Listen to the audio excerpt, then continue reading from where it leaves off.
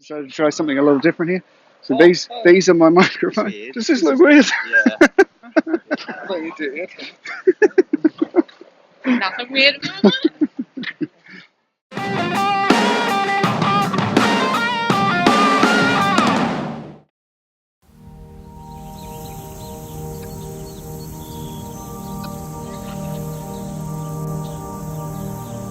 Alright, so we're hanging around by the Optus Stadium this afternoon, and this entire video is going to be filmed using the iPhone X with the DJI Osmo Pro, and all of the audio is coming from my Apple Airpods.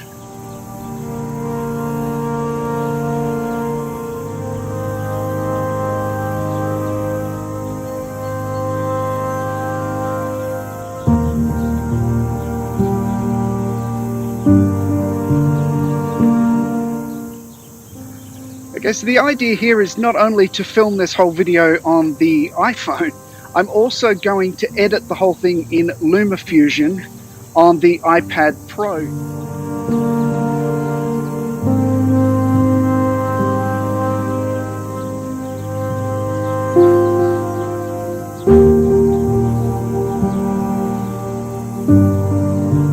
So all of the audio here is actually being recorded via Bluetooth using the Apple Airpods. And it might look a little bit funny.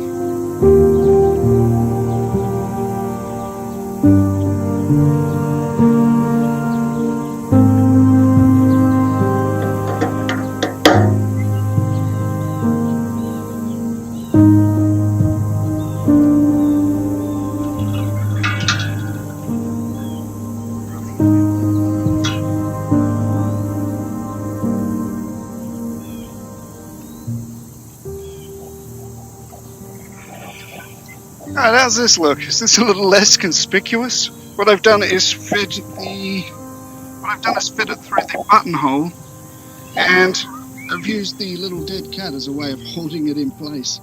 Hopefully it stays there. It would be really expensive to lose one of these.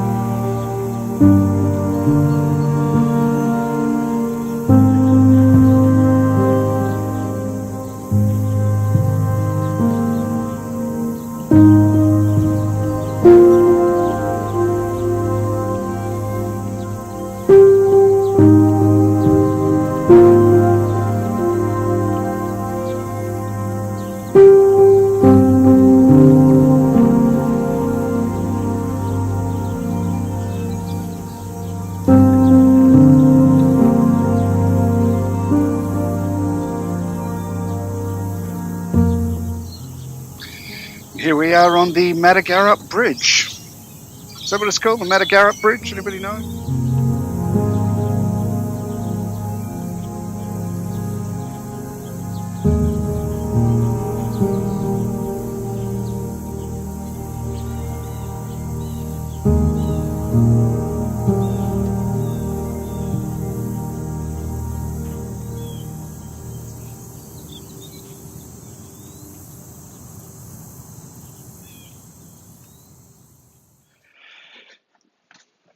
Alright, so we are back at my house now, and we're going to try and edit that bit of video footage that I just filmed earlier on today. As I said before, I was filming that with the iPhone X. I'm filming this as well with the iPhone X. What I actually did, if you didn't actually see that, the Apple iPod is being used as the microphone for this, and what I actually did is I chopped a little bit off the end of this little dead cat for the Rode Smart Lav, so that this will slot into the hole there. By doing that, I'm able to control the wind noise, but I'm also able to slot that through my buttonhole as well, and it seems to hold pretty well. I mean, that's not going anywhere, so as far as I can tell, that works pretty good. But for now, anyway, I'll put it back in my ears and we'll get back to work trying to edit this together. The other thing to mention about using the AirPod as a microphone is that, well, it certainly works and you can monitor your audio. If you actually leave the sound up so that you can hear yourself, there's a delay which is really weirdly distracting. So I'm tending to just turn the sound down and hope that it doesn't peak too much at all during the recording. From what I can see from the meters, it seems to be pretty well set up.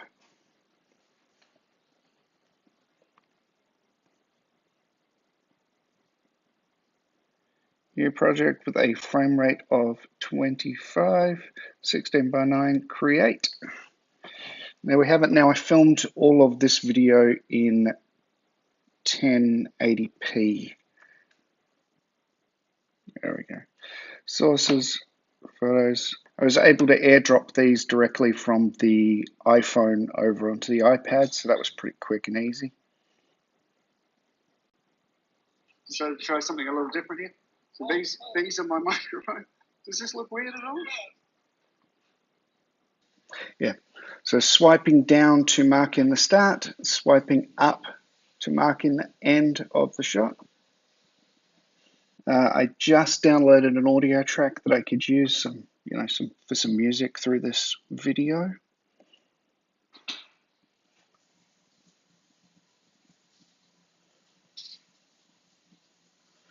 And I also just spent a little while trying to refamiliarize myself with the program because I haven't used it in ages.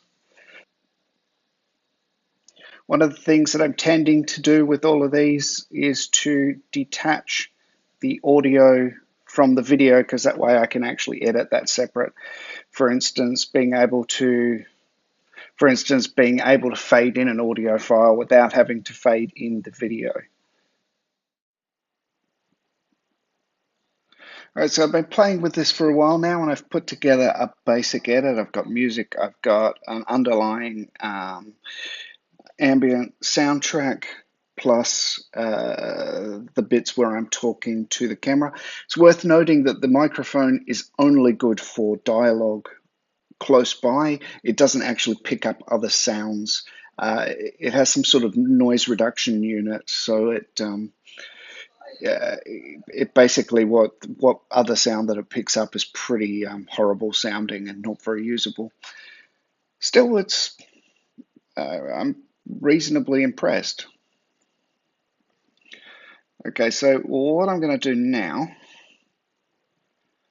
demonstrate, I've got a basic track down here at the moment, and so for each of these files, I can go into the actual video file itself, and I've got a number of options regarding the framing here. I can crop into the shot, or I can correct the rotation, those sorts of things. I have an option to speed or slow down the file, and I've also got some oops, that's not the one I was looking for. Oh, yes, it is. And I've also got some options where the colors are concerned. And you can apply LUTs. You can actually apply LUTs to the video, which is pretty cool because in the case of this program, it actually contains LUTs specifically made for the it actually contains LUTs which are specifically made for the Filmic Pro flat profiles. Has an option for Filmic D-flat and Filmic D-log. Now, I'm reasonably sure that most of this was, well, that all of this was actually just filmed in the flat profile rather than an actual log profile. But if you would rather work manually, you do have options to do that where you can actually go in and fully do some color. So with it, you can just go into original and switch around your contrast, brightness, saturation, vibrance. There's a pretty good set of tools here for doing that sort of work. Got a bunch of options here, not only the basic color stuff and adding LUTs, but you can also add vignettes. There's all sorts of weird little video effects that you can add in. There are Gaussian blurs, motion blurs, and we're not kaleidoscope, I'm not sure, mirror effects. A ton of different options here, including the options of including some Luma key options if you're working with a green screen. So you really can do the majority of tasks just on Lumafusion. All right, so that's the entire thing, the entire basic edit put together. So now all I actually have to do is head into the exports.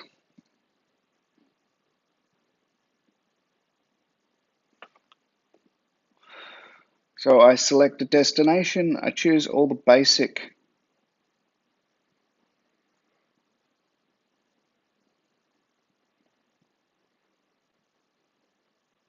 go there, we'll go quality 32, so it's got H.264 codec, video and audio included.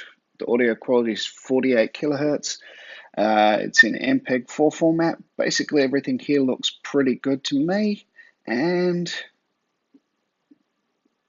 that's it. I share it. Now, the last time that I played with this, I did actually think there might have been an issue in the exporting process. It didn't necessarily seem to matter what the settings were or what resolution that I was exporting at. I found that they were all exporting at roughly the same speed, which worries me a little bit because I'm sort of concerned that maybe what they're doing is sampling the video as it's playing back rather than re-encoding the entire file. And I did notice the last time that I played with this that the export seemed to have dropped frames, which would tend to confirm that.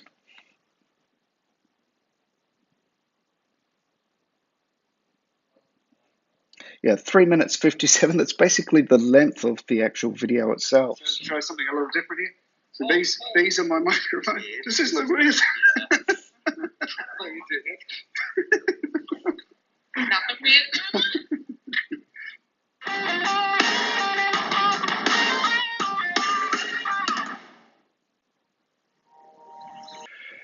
So that's excellent. I can't see any problems with that video at all. It looks fantastic to my eyes. I really think that Lumafusion is a pretty fantastic option and a very decent alternative to editing with a laptop. So there you have it. All of that video was filmed on the iPhone using Filmic Pro, and then it's been airdropped across to the iPad Pro and edited on Lumafusion.